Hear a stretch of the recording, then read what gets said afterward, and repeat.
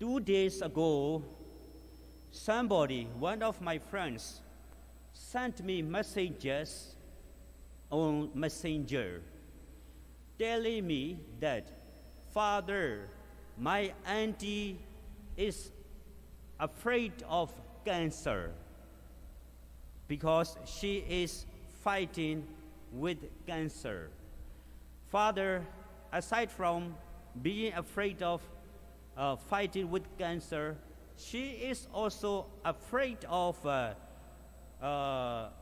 to be underwent the operation. So Father, that of my friend requested me, Father, can you please have video call and encourage her? So last night, I tried to have a video call and I encouraged her, Auntie, don't worry, don't be afraid of, because God will do everything for you.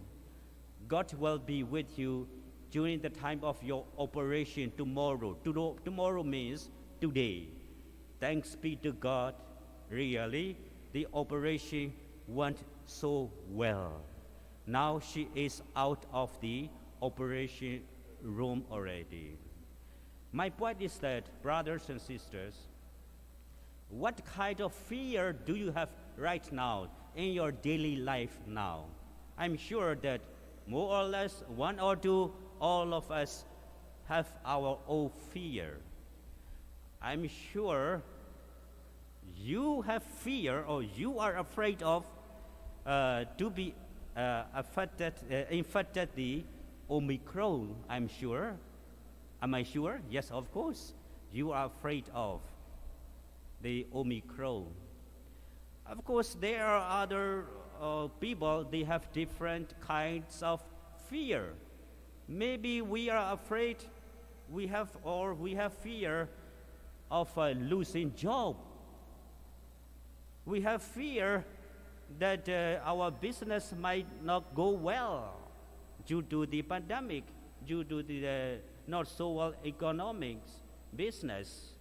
So we have so many different kinds of fear in our daily lives. But from the first reading of today and from the Gospel of today, the first reading also reminds us about fear.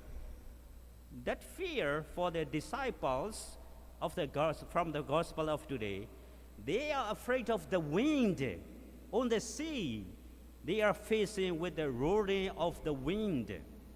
So, if we are in their place, what will be our feeling? Of course, we will be afraid of the wind in the middle of the night.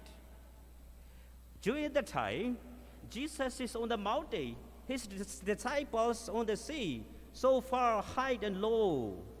But Jesus realized that my disciples are afraid of the wind. So Jesus goes to them, walking on the sea. This is my second point. That is the presence of Jesus together with his disciples in the boat cast out the fear from his disciples.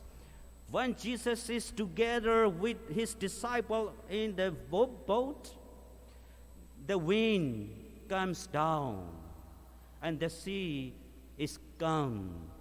And also in their, his disciples also are not afraid of the wind. They don't have any fear anymore regarding the wind because of God's presence with them. My point here is that, brothers and sisters, yes, our fear can be cast off with God's presence. If God is with us, we have no fear. We don't need to be afraid of anything. So now my question is that, why is Jesus together with his disciple in the boat on the sea? Why does not he go back to the mountain to pray alone there in silence? Yes, Jesus was together with his disciples in the boat on the sea because he loves them. That is why he is together with them, because he loves. Brothers and sisters, so this is my last point, that is love. Love, especially the love of God, can cast off our fear in our daily life. So, the first reading reminds us that God loves us. Likewise, we also must love God. How? By loving one another. Tomorrow also, the theme of the first reading of tomorrow also will be the theme of love. So, brothers and sisters, so many people hunger of love. Reflect in your own family life. Your husband, your wife, your children, your relatives are in need of your love. How can you share your love with them? By being present with them. Like Jesus, he shares and he shows his love by being present together with his disciples in the boat on the sea. So, brothers and sisters, let us always remember that God can cast out of our fear in our daily life. The second is that be always present with God, and God is always present with us. Finally, love God.